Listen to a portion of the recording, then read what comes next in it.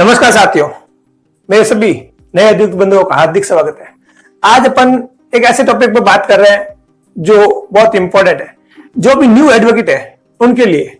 जैसे पीड़ित महिला अगर किसी न्यू एडवोकेट के पास आती है और अपनी पीड़ा सुनाती है कि मेरे पति या मेरे ससुराल वालों ने मेरे साथ ये अत्याचार किया है, तब आप उस पीड़ित महिला को कौन कौन से मुकदमे करवा सकते हो और कब वो मुकदमे करवाने हैं, आज इसी के बारे में अपन लोग जानेंगे। जैसा कि टाइटल से आपको पता चल रहा है कि पीड़ित महिला आए तो कब कौन कौन सा मुकदमा आपको दर्ज कराना चाहिए। यहां अपन बात करेंगे पत्नी की। पहले अपन एक वीडियो बनाया तो आप प्ले लिस्ट में देख सकते हैं। तो सबसे पहले अगर पत्नी आती है आपके पास, न्यू एडवोकेट की बात कर रहा हूं मैं,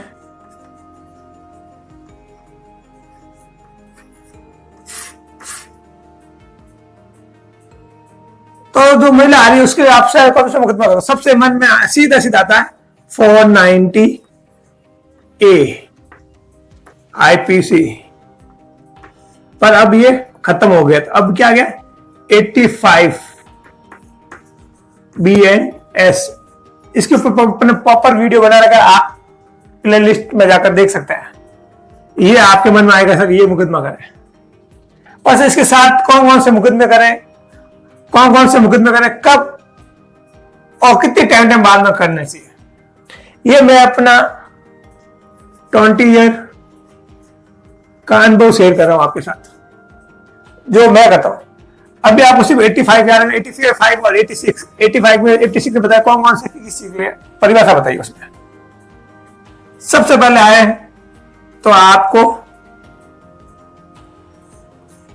एक रिपोर्ट देनी है पुलिस थाने में, फिर SP या कमिश्नर को देनी है, और आपको 175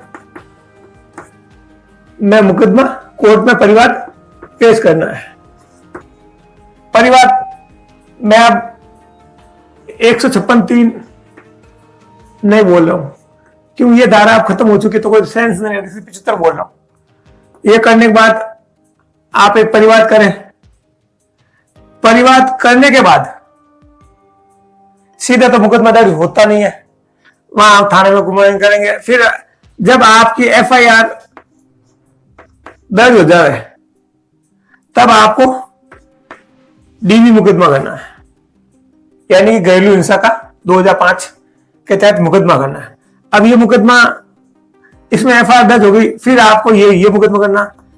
DV का मुकदमा जब तामील हो जाता है तब आपको भरण पोषण का 144 BNSS, पहले था 125 CRPC, अब ये हो गया।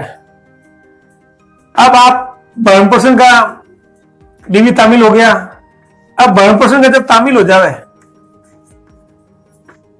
तब आप क्या करोगे, पोषण का मुकदमा आपके तामील हो गया है।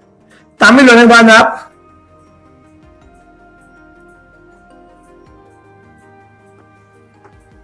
एक 107 में पाबंद करवा सकते हो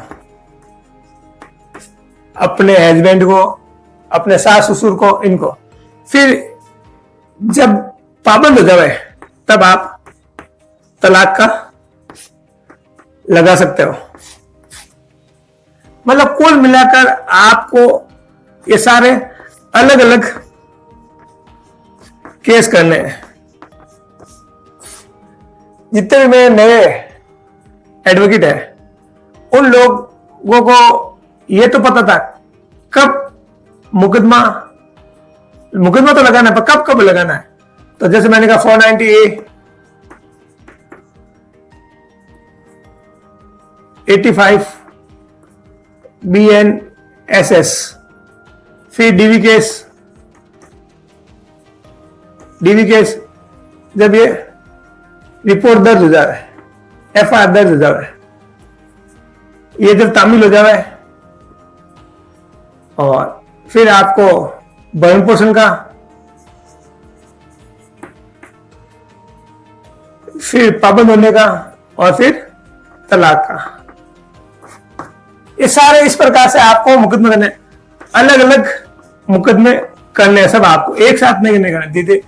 टाइम देगा हाँ भाई ये रिपोर्ट दर्ज हो गई, ये तामील हो गया, ये तामील हो गया, ये पाबंद कर दिया, फिर ये ऐसे ऐसे आपको मुकदमा। अब रही बात फीस की, कई बार क्या होता है कि मैंने कई वकीलों को देखा है जो फीस कि भाई जब आपको मेंटेनेंस मिलेगा तब आप मुझे 10% दे देना। अब इसमें सबसे बड़ी आपत्ति क्या, मुझे जो प्रॉब्लम आती है मैं वो बताऊं। आज आपने लगाया और कल आपस में समझौता हो गया और उन्होंने आपको पता अंदर समझौता कर लिया तो फिर आपके 10% लग गए। इसलिए आप हमेशा अपनी फीस पहले तय कर ले कि भाई मैं 498 का मुकदमा लूंगा तो इतने पैसे लूंगा, डीवी का मुकदमा करूंगा इतने पैसे लूंगा, मेंटेनेंस के लिए इतना लूंगा, पाबंद के लिए इतने लूंगा और तलाक के लिए इतने पैसे लूंगा। ये बात आप भली बाती जान ले कि बाद में 10% अब मेंटेनेंस 5 साल बाद मिले, 10 साल बाद मिले, तब तक आपको तो रोज पेशी पर जाना पड़ेगा। तो कुछ चीजें बहुत ध्यान देने, जो आपको कहीं किताबों में नहीं मिले, सेक्शन तो आप बुक्स में पढ़ सकते हो, पर ये फीस वाला कहीं कोई भी लॉ के सेक्शन में लिखा हुआ है। ये आपको जैसे जैसे अनुभव है उस हिसाब से आपकी फीस तय होती रहेगी। तो इसलिए फीस हमेशा अलग अलग तय करें। उसमें आप बोल दे 25% पहले लूंगा या 20% पहले लूंगा, या आप पर मतलब पर पेशी पर आप इतने पैसे देकर तय कर सकते हो। उसमें भी आप बता रहे कागज से होके ये पैसे आपके अलग लगेंगे, या कोई नकल कॉपी ली तो अलग लगेंगे। कई बार क्या होता है कि पत्नी मुकदमा करती है और पति भी मुकदमा करता है, तो उस मुकदमे में अलग फीस लगेगी। आप पहले खुले इस पे शब्दों में नहीं थे कि आप सब अपना त्यौहार पूरा निपटेगा तब मुकदमा नहीं। अगर पति कोई अलग मुकदमा करेगा तो उसकी अलग फीस लगेगी। आपके खुले बता दो, आने वाली अधिकतर स्त्री है जो पत्नी है या जो महिला है वो कहेगी सर मैं तो पीड़ित हूं, महिला है नहीं, मैं आपको जब मेंटेनेंस मिले तब 10% दूं। नहीं भाई, अपने ये काम नहीं करना। हाँ ये तो अभी आप मुझे इतने पैसे दे दो, जब आएंगे जब मेंटेनेंस होगा तब आप मुझे 10% आपका मेंटेनेंस में आप अलग से तय कर सकते हो, इसमें मैं 10% लूंगा, अभी मैं ये पैसे लूंगा और बाद में ये पैसे लूंगा। क्योंकि उनके माता पिता,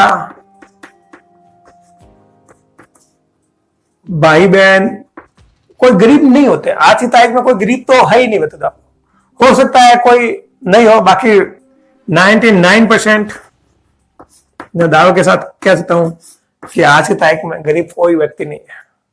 तो आप अपनी फीस पहले तय कर ले, बाद में झिकझिक का लफड़ा नहीं रहे, फिर वो आपको बोले कि ये मैंने लगी ये लगी, तो पहले खुलासा किया हुआ ज्यादा बेटर रहता है। तो आप अच्छे से समझ चुके होंगे, बिल्कुल सिंपल सी बात बता रहा हूं मैं आपको। वकीलों का अल्लाह हो हम आज भी देखेगा तो ये वीडियो अच्छे से समझ आएगा। आप नए अधिवक्ता हो, हम लोगों को तो कोई बताने वाला था ही नहीं।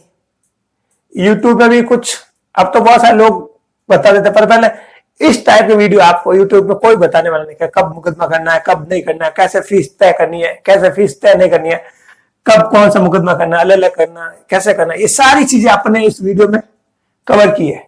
फिर भी अगर आपका कोई डाउट हो और आपको लगता है कि यार मुझे ये समझ नहीं आ रहा, तो आप मुझे कमेंट कर सकते हो, जिसका अपन 100% आंसर देंगे। आई होप आज का वीडियो आपको अच्छा लगा है तो एक लाइक कर दो, एक प्यार सा कमेंट कर दो, और अभी तक आपने हमारा यूट्यूब चैनल एडवोकेट राजकुमार बटानिया को सब्सक्राइब नहीं किया, सब्सक्राइब करो, बेल आइकन पुश करो। इसी के साथ जय हिंद, वंदे मातरम।